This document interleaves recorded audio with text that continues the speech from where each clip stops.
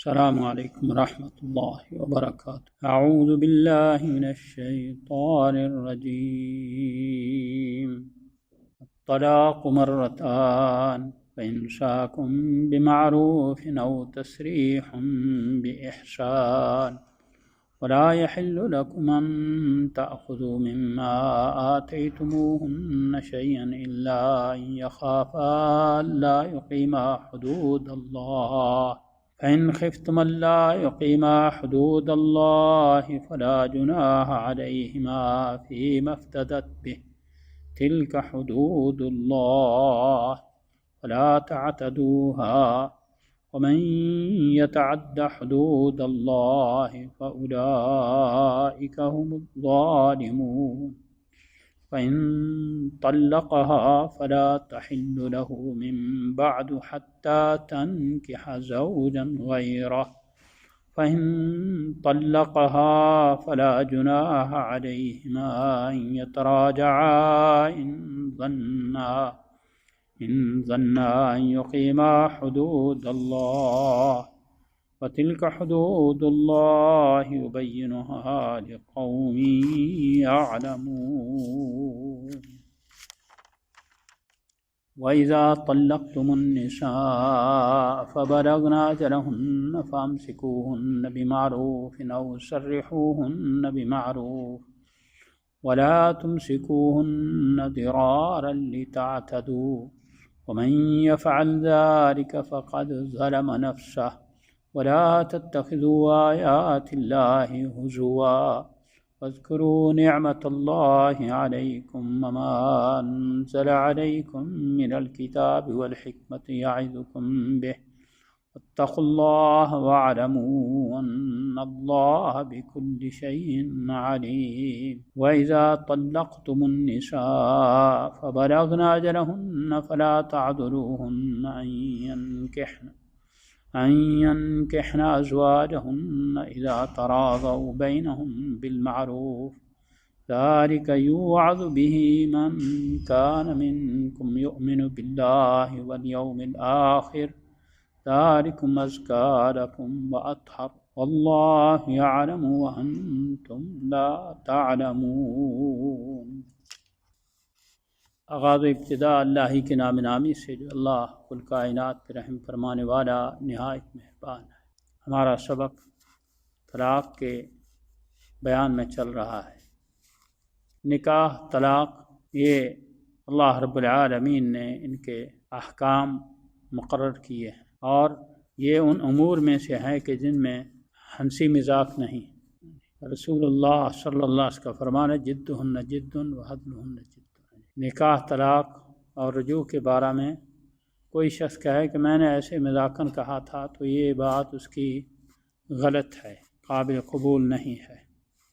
جو بات کی جائے اس بارے میں نکاح طلاق اور رجوع کے بارے میں وہ مبرم ہے، اس سے انسان جو ہے اس کے لیے کوئی عذر نہیں کر سکتا کہ میں نے آزمانے کے لیے کہا تھا یا جو ہے مزاحیہ طور پر کہا تھا، نہیں، کیونکہ یہ عزتوں کا مسئلہ ہے، اور اس کے بعد اولاد کی نسبت کا مسئلہ ہے، خاندان بنتے ہیں اس سے اور نسبتیں ہوتی ہیں، اس لیے ان میں ہنسی مذاق یا کھیل نہیں ہے۔ تو اللہ رب العالمین نے جس طرح نکاح کے احکام بیان کیے، طلاق کے بھی بیان کیے۔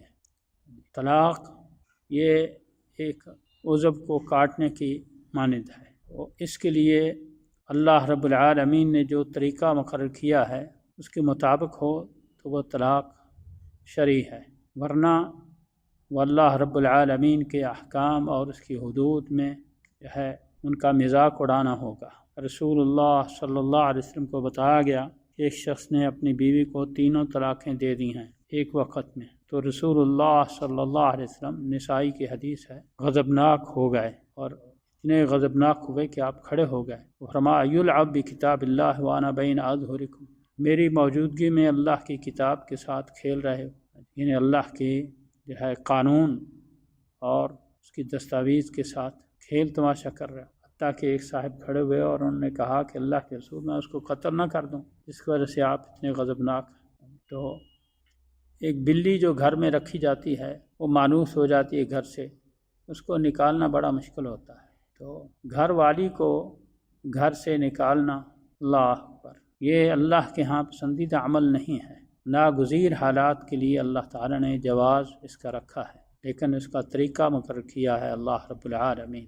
سورۃ طلاق بھی قرآن پاک میں موجود ہے، اور اس میں جو ہے شروع میں ہی اللہ رب العالمین نے اس کا طریقہ بتایا ہے۔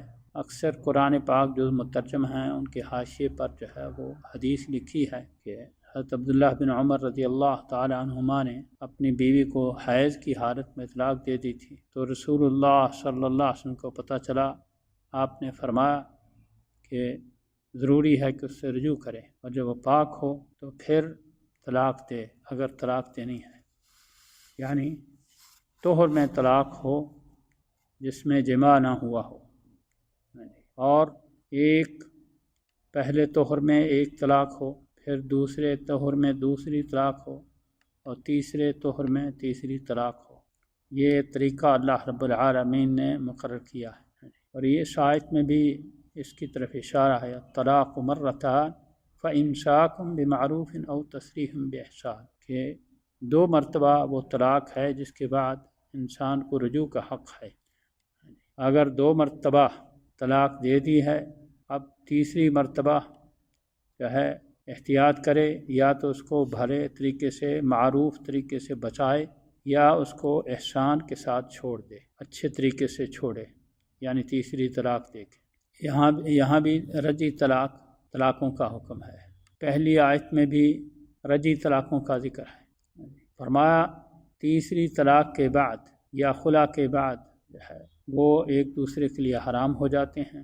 تیسری طلاق دے دے یا بیوی کے مطالبے پر طلاق دی جائے، فلا تحل له من بعد حتى تنكح زوجا غيره، تب وہ اس کے لیے حلال نہیں ہے، یعنی نہ نکاح سے نہ رجوع سے، حتى تنكح زوجا غيره، یہاں تک کہ وہ نکاح کرے اس کے علاوہ کسی اور شوہر سے، حالانکہ شوہر اس نے نکاح کے بعد بننا ہے۔ مقصد یہ ہے تاتن کے زوجا غیرہ فرمایا، اس کے علاوہ کسی اور شوہر سے نکاح کرے۔ شوہر تو بننا ہے نکاح کے بعد، لیکن اس کو قرآن پاک نے شوہر کہا اس لیے کہ اس کو شوہر بنانے کے لیے، اس کے ساتھ زندگی گزارنے کے لیے، جس طرح ازدواجی جو تعلق ہے وہ قائم کرنے کے لیے اس سے نکاح کرے۔ صرف وقتی ضرورت کے لیے یا مشروط طور پر نکاح نہیں ہو، جس طرح نکاح کی شرائط میں بتایا محسنین غیر مصافحین، نکاح کرنا ہے اپنی اور ان کی عصمتوں کے تحفظ کے لیے، وقتی ضرورت پوری کرنے کے لیے نہیں۔ اور یہی حکم خواتین کے بارے میں، محسنات غیر مصافحات ولا متخذات اخدان۔ تو نکاح میں اگر مدت کی تعیین ہو جائے چاہے 10 سال بھی، تو وہ نکاح نہیں ہے، وہ نکاح نہیں ہے، وہ صفا ہے۔ ان آیتوں سے متع کی حرمت ثابت ہوتی ہے۔ متع وقتی ضرورت کے لیے ہوتا ہے، عزتوں کی عصمتوں کی حفاظت کے تحفظ کے لیے نہیں ہوتا، اور رسول اللہ صلی اللہ علیہ وسلم نے فرمایا کہ زوج البلود الودود حجن مقاصم بکم الامم، امت میں حلالی جو ہے نفوس کا اضافہ کرنے کے لیے، تاکہ میں قیامت کے دن میری امت زیادہ ہو اور مجھے فخر ہو انبیاء پر۔ تو متع میں یہ ساری چیزیں مفقود ہوتی ہیں، اس لیے اللہ رب العالمین نے فرمایا یہ نکاح طلاق کی آیتوں کے بعد خصوصاً اپنی صفات کا ذکر کیا ہے۔ پچھلی آیت جو ہے واللہ عزیز حکیم پر ختم ہوئی کہ اللہ بڑا غالب ہے، اس پر کوئی اس کے حکم کو رد نہیں کر سکتا، اور اس کے حکم کے تنفیذ میں کوئی رکاوٹ نہیں بن سکتا۔ بڑے بڑے دنیا میں فرعون آئے اخیر، اور انہوں نے بڑے دعوے کیے، لیکن وہ مغلوب ہو گئے۔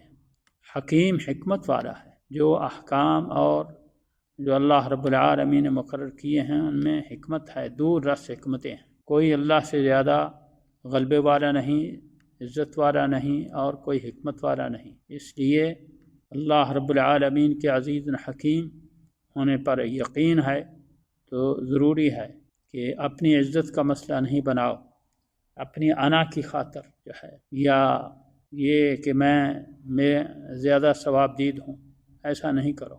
اس لیے فرمایا کہ یہ اللہ کی حدیں ہیں، فلا تعتدوها، پر سے تجاوز نہیں کرو، ومن یتعد حدود اللہ فاولئک هم الظالمون، اور جو اللہ کی حدوں کو کراس کرے گا، پھاندے گا، وہ ظلم کرنے والے ہیں، لوگ اپنی جانوں پر ظلم کرنے والے ہیں، اور ایسے لوگ عموماً نادم اور پشیمان ہوتے ہیں بعد میں۔ تو فرمایا تیسری طلاق کے بعد یا خلا کے بعد یہ خاتون اس کے لیے حلال نہیں ہو سکتی حتیٰ تنکح زوجا غیرہ، یہاں تک کہ نکاح کرے اس کے علاوہ کسی اور شوہر سے، خامد سے۔ کیا معنی؟ اس کو خامد بنانے کے لیے نکاح کرے اس سے۔ فَإِن طَلَّقَهَا، اتفاق ایسا ہو کہ وہ طلاق دے دے، ان طلقہا یعنی فلا جناح علیہما ان یتراجعا، تو پھر عدت کے بعد جو ہے یہ آپس میں مل جائیں، اس پر کوئی گناہ نہیں ہے، یعنی نئے نکاح کے ساتھ۔ ان ظنا ان یقیما حدود اللہ، اگر یہ یقین رکھتے ہوں کہ اللہ کی حدوں کو قائم رکھ سکیں گے، یعنی شریفانہ انداز کے ساتھ زندگی گزارنے کا اگر نیت ہو تو۔ وَتِلْكَ حُدُودُ اللَّهِ يُبَيِّنُهَا لِقَوْمٍ يَعْلَمُونَ، بار بار اللہ تعالیٰ اس کو حدود فرما رہے ہیں، یہ اللہ کی حدیں ہیں، ان سے تجاوز نہیں کرو۔ اللہ تعالیٰ ان کو کھول کر بیان کرتا اس قوم کے لیے جو شعور رکھتے ہیں، علم اور ادراک رکھتے ہیں، یعنی جو لوگ اللہ تعالیٰ کی ان حدوں کی مخالفت کرتے ہیں وہ بے عقل ہیں، بے شعور ہیں۔ پھر اگلی آیت میں بھی اللہ رب العالمین نے رجی طلاق کا ذکر کیا ہے۔ وَإِذَا طَلَّقْتُمُ النِّسَاءَ فَبَلَغْنَ أَجَلَهُنَّ فَأَمْسِكُوهُنَّ بِمَعْرُوفٍ أَوْ سَرِّحُوهُنَّ بِمَعْرُوفٍ، جب طلاق دے دو تم عورتوں کو، یعنی رجی طلاق، فَبَلَغْنَ أَجَلَهُنَّ، وہ اپنی اجل یعنی عدت کے قریب پہنچ جائیں، فَأَمْسِكُوهُنَّ بِمَعْرُوفٍ أَوْ سَرِّحُوهُنَّ بِمَعْرُوفٍ، ان کو اچھے طریقے سے روکو، یعنی اپنے عصمت میں رکھو، اپنے نکاح میں رکھو، او سرحوہن معروف، یا چھوڑو ان کو بھلے طریقے سے۔ بار بار یہ معروف کا لفظ آ رہا ہے کہ طلاق اگر ناگزیر ہو تو شریفانہ انداز سے جو ہے شریعت کے حکموں کے مطابق طلاق دی جائے اور پھر اس کو رخصت کیا جائے۔ اگر بسانا ہے تو اچھے طریقے سے معقول شریفانہ انداز کے ساتھ اس کو اچھے طریقے سے بسایا جائے، اس طرح، کیونکہ دوسری آیت میں فرمایا وَلَهُنَّ مِثْلُ الَّذِي عَلَيْهِنَّ بِالْمَعْرُوفِ، جس طرح خامدوں کے حقوق بیویوں پر ہیں، بیویوں کے بھی حقوق ہیں، اور وہ شریفانہ انداز کے ساتھ ان کی ادائیگی ہونی چاہیے، یعنی ان کو ایک دوسرے کا لباس بھی کہا، ایک دوسرے کا وقار اور عزت ہیں، اس لیے اس میں ظلم زیادتی نہیں ہونی چاہیے۔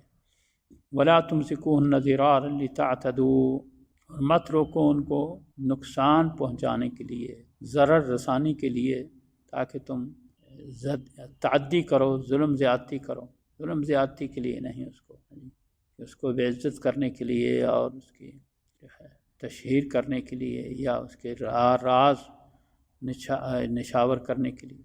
وَمَن يَفْعَلْ ذَلِكَ فَقَدْ ظَلَمَ نَفْسَهُ، جو ایسا کرے گا وہ اپنی جان پر ظلم کرے گا۔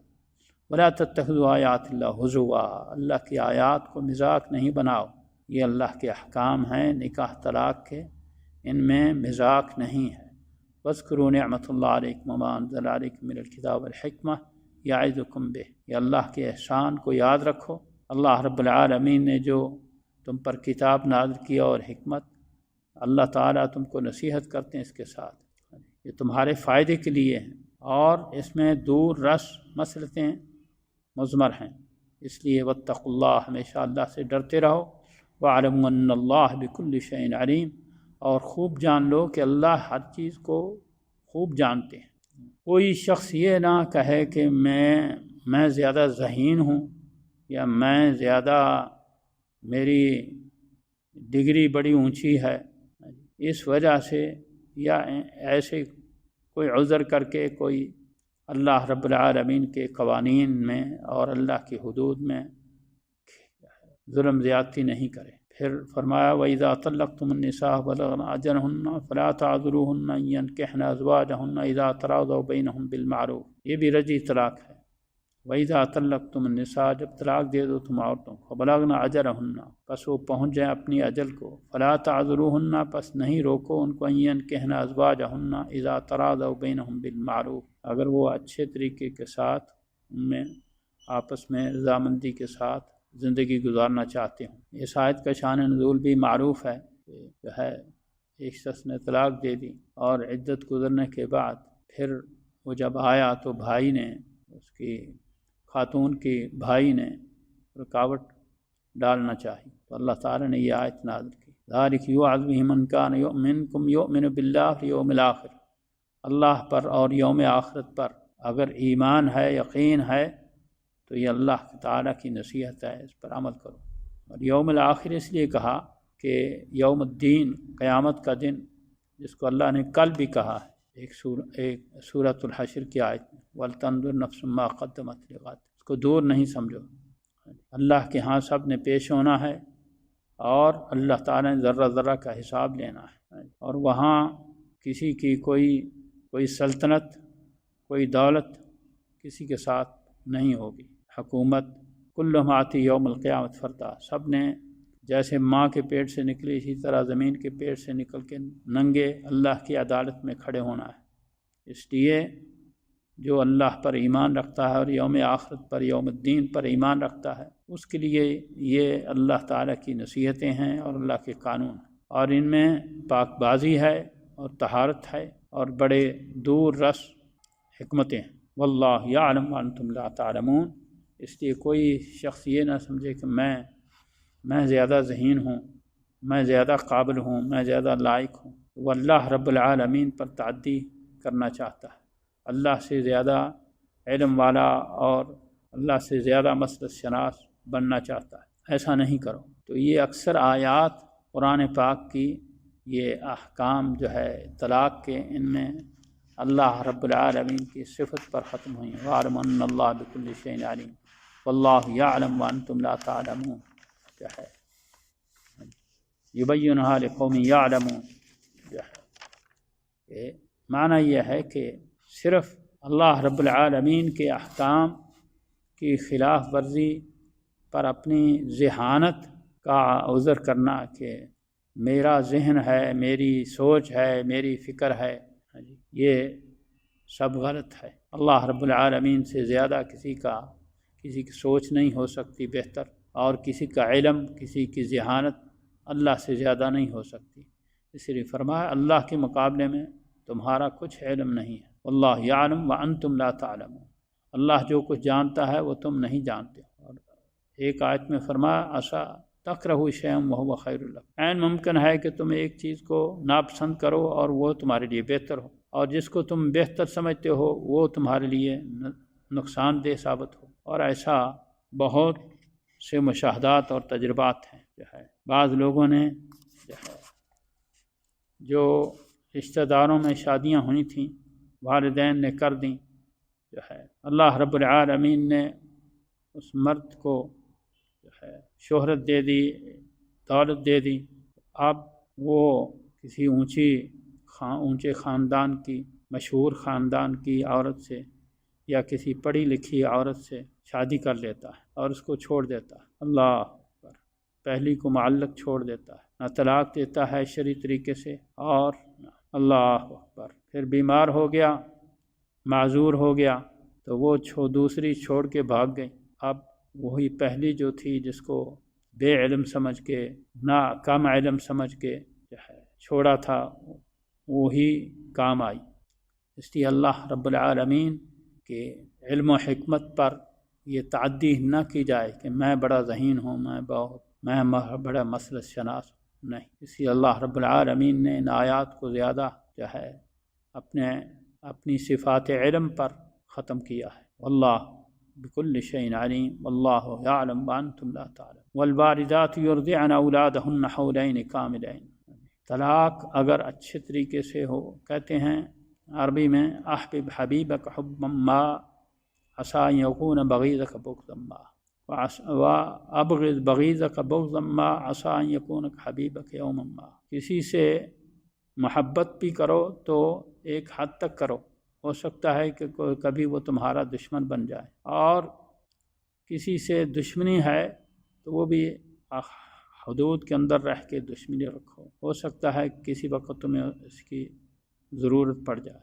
آنے والے حالات کا اللہ تعالیٰ نے کسی کو علم نہیں دیا۔ ما تدری نفس ماذا تکسب غدا، کسی جان کو اللہ نے یہ نہیں بتایا، یہ خبر نہیں دی کہ کل اسے کیا کرنا ہے اور اس کے ساتھ کیا ہونے والا ہے۔ جو ہے بالخصوص جو ہے یہ دنیا کے اندر حوادث ہیں، حادثات ہیں، کوئی پتہ نہیں چلتا، کسی وقت انسان جو ہے وہ قدم رکھتا ہے، پھسل جاتا ہے، گر جاتا ہے، کوئی عضو اس کا ٹانگ ٹوٹ جاتی ہے، یا وہ موت و حیات کی کشمکش میں ہو جاتا ہے۔ کوئی کتنا جوان ہو، بہادر ہو، کسی کو ضمانت نہیں اپنی زندگی کی۔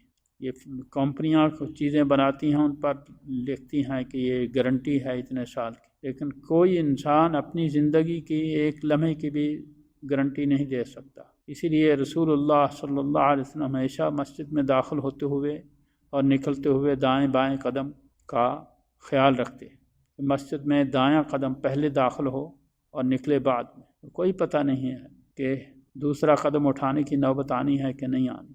یہ رسول اللہ کی سنت اور اس کی حکمت پر بہت کم لوگوں نے غور کیا ہے کہ ہمیشہ رسول اللہ صلی اللہ علیہ وسلم دائیں قدم مسجد میں داخل کرتے اور نکلتے وقت بایاں قدم پہلے نکالتے، دایاں بعد سے نکالتے۔ اس سنت پر عمل تو کرتے ہیں بعض لوگ، لیکن اس کی حکمت پر کبھی بہت کم لوگوں نے غور کیا ہوگا۔ تو انسان اتنا عارضی ہے اور اتنا کمزور ہے، خلق الانسان ضعیفا، اس لیے فخر، غرور، تکبر کی وجہ سے اللہ رب العالمین کے حکموں کو، حدود کو پھاندنا اور پھر جھوٹے عذر بنانا یہ اللہ کو پسند نہیں ہے۔ فرمایا جس کے دل میں ایک رائی کے دانے کے برابر بھی تکبر ہوا وہ جنت میں نہیں جائے گا۔ صحابہ کرام کے پسینے چھوٹ گئے یہ سن کر، اللہ کے رسول کیا بنے گا اگر ذرے ذرے کا حساب ہوا، اور جو ہے یہ کبھی دل میں آ ہی جاتا ہے معاشرے میں کہ میرے اچھے کپڑے ہوں، اچھا لباس ہو، مجلس میں جا رہا ہوں۔ تو رسول اللہ صلی اللہ علیہ وسلم نے فرمایا کہ خوبصورتی اللہ کو پسند ہے، اللہ جمیل ہیں، جمال کو پسند کرتے ہیں۔ وَلَٰكِنَّ الْكِبْرَ بَطْرُ الْحَقِّ وَغَمْطُ النَّاسِ، کبر یہ ہے کہ انسان حق بات کو ٹھکرا دے، اپنی عزت کا مسئلہ بنا کے، میرے منہ سے نکل گئی ہے، میں نے اپنی انسلٹ نہیں کروانی، یا حق بات کو جھٹلا دے، ٹھکرا دے انانیت کی بنا پر، اور دوسروں کو حقیر سمجھنا، یہ تکبر ہے۔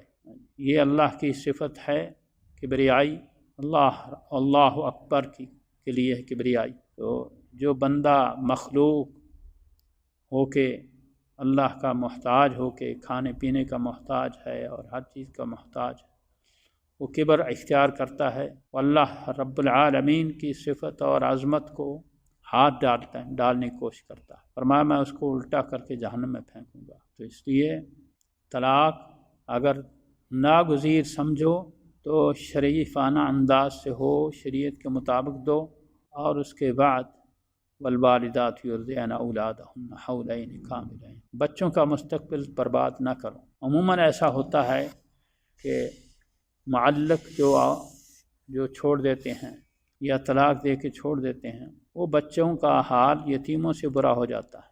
یتیموں پر تو لوگ شفقت کرتے ہیں، لیکن متعلقہ خاتون کے یا معلق خاتون کے بچے یتیموں سے برا حال ہوتا ہے ان کا، نہ باپ ان کو پوچھتا ہے اور نہ لوگ ان پر ترس کھاتے ہیں، یتیم بھی نہیں ان کو کہا جا سکتا۔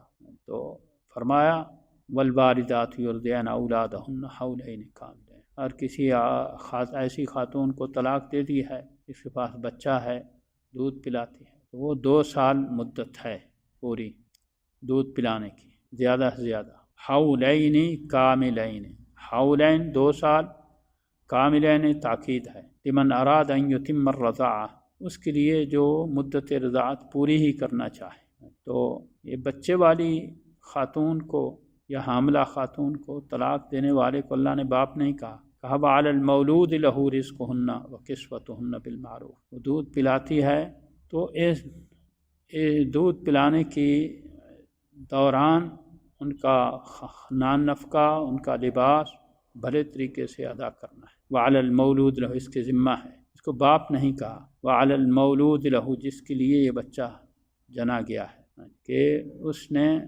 اس کی والدہ کو طلاق دے کے اس پر ظلم کیا، اس لیے اللہ تعالیٰ نے اس کو وعلی المولود لہ کہا، باپ نہیں کہا۔ لیکن اس کو پورا خرچہ دینا ہے، نان نفقہ اور لباس اور رہائش معقول اس کے ذمہ ہے۔